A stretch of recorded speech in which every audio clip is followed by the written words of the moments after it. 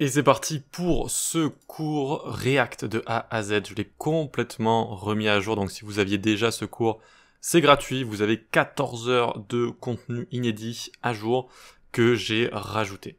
Alors ça va être le projet final. Mon but ici, ça a été vraiment de créer beaucoup de fonctionnalités pour bien comprendre l'utilité des React et créer énormément de composants et de données qu'on va partager, de mise à jour, de props, de redux, de contexte, de tout ce que vous voulez. Donc là, par exemple, on va avoir donc le projet final. On va pouvoir créer un générateur de d'ombre que vous voyez ici, de box shadow. Voilà, j'ai retrouvé le mot de box shadow.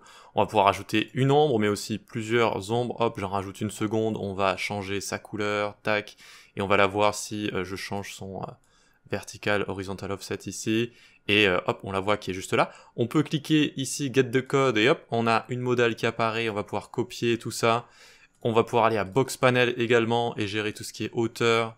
Ici, largeur. On peut gérer la couleur de fond, border radius, etc. Voilà donc un projet génial pour s'entraîner, c'est typiquement ce genre de projet pour gagner en expérience et en savoir et être à l'aise avec React. Vraiment, c'est quand on a fini ce genre de projet, on gagne vraiment en expérience. Bon, sinon, il n'y a pas que ça, il y aura plein aussi de petits projets. Je vais vous montrer le cours aussi, comment je l'ai structuré. Donc, on a évidemment la to-do list qu'on va créer. Donc ça va être tout au début. Et puis, on aura tout un tas de projets. On va créer plein de composants courants aussi, parce que ça va vous aider quand vous allez vous lancer ensuite de A à Z. Une navbar responsive, un système d'onglets, un système de validation, des fenêtres modales, etc. Certains composants sont pas si simples que ça à créer, et comme ça va vous aider à bien vous lancer avec React ou même les autres frameworks. On va faire un dark light mode, on va faire toutes sortes de choses avec Redux, etc. Alors comment j'ai présenté ce cours? Ce cours, je l'ai présenté comme ceci. Donc vous voyez qu'on a déjà pas mal de chapitres, et chaque chapitre va contenir énormément de leçons. Alors pour bien commencer avec React, évidemment, il nous faut un rappel sur tout ce qui est du JavaScript moderne, donc vraiment de let et const jusqu'à fetch, les modules, les fonctions de tableau, etc., destructuring, spread operator. Voilà, il faut vraiment être à l'aise avec tout ça, c'est pour ça qu'on a une grosse partie au début qui rappelle tout ça. Si vous êtes déjà à l'aise avec ça, vous pouvez directement attaquer, créer une app React ici. Donc là, on va vraiment s'intéresser à React en elle-même, la librairie en elle-même, parce qu'ils se définissent comme une librairie, même si on utilise le mot framework. Donc React, comment on peut l'utiliser déjà de base, voir un petit peu si ça fonctionne de base avec juste un script JS comme ça. Et puis on va également découvrir les bundlers, voir comment ça fonctionne, quelles sont les différentes mises en place possibles. Et on va essayer de voir un petit peu comment tout ça fonctionne. Quand on s'intéresse un peu aux bundlers, c'est quand même beaucoup mieux, ça permet de vraiment comprendre ce qui se passe quand on code, au lieu de juste faire un npm run dev et npm build, et puis on croise les doigts, on espère que ça va fonctionner. C'est quand même mieux de comprendre comment ça fonctionne sous le capot, voilà. Même si on n'est pas obligé non plus de l'apprendre. Et puis ensuite, on va voir les bases de React. Alors là, c'est drôle, vu qu'on va travailler dans un bundler, et je me suis dit, tiens, comment mettre en place des leçons dans un bundler? Parce que bon, quand c'est des leçons comme ça, juste avec un index et un script, j'ai juste à créer un dossier, donc ça va. Mais là, du coup, je suis dans un bundler. Donc j'ai choisi dans le source ici, dans le dossier source, de créer tout simplement un dossier lessons, comme ça. Et on a toutes les leçons qui sont juste là. Le JSX, le state, les props, créer une image, etc., etc. À chaque fois, je vous ai préparé des petites leçons à l'intérieur. On n'aura plus qu'à les importer ici pour les apercevoir, tout simplement. Voilà. Donc ça va être la base. Vraiment, on démarre, on regarde un peu les fonctionnalités principales de React. Ensuite, on va voir le premier projet, ça va être la to-do list. Donc c'est intéressant, on va mettre en place tout ce qu'on a vu précédemment. Puis React dans le détail, donc même format ici avec plein de leçons. Il y a des choses assez simples comme les React Fragments, il y a des choses un peu plus complexes comme bien comprendre UseEffect, le cycle de vie des composants, la cleanup function, comment appeler des API, faire des requêtes HTTP, etc. Et puis voilà, des trucs un peu plus funky, sélectionner un tableau d'éléments dynamiques avec useref, ce genre de choses, use callback, memo, use memo. Voilà, des choses un petit peu plus avancées. Je vous montre aussi comment utiliser certaines technos, comme ça vous le saurez. Et en fait, c'est vraiment les cours que je fais depuis quelques mois maintenant. J'essaye de vous créer des sortes de mini-documentation, comme ça plus tard, par exemple, dites tiens, j'ai envie d'utiliser les CSS modules.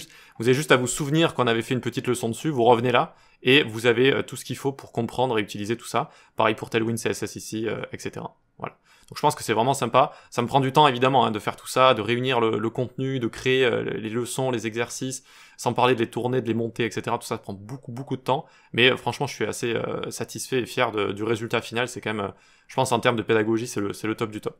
Ensuite, donc comme je vous l'ai dit, on va créer des composants courants. Donc on va créer un système d'onglets, navbar responsive, etc., etc.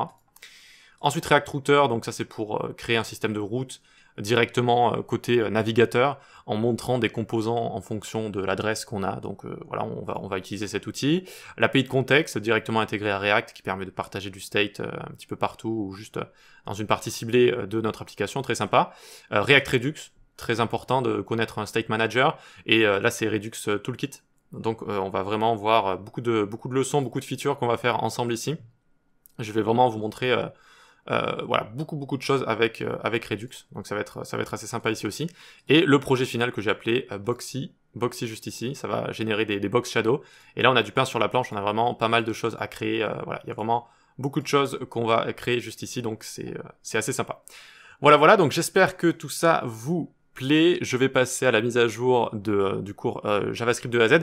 Donc là, pendant 3 jours, donc jusqu'au 22 juillet, je crois, donc peut-être 3-4 jours, je vais le mettre en promo, ce cours React de A à Z. Voilà, je le mettrai à moins 70%, vous pouvez le trouver sur l'école du web.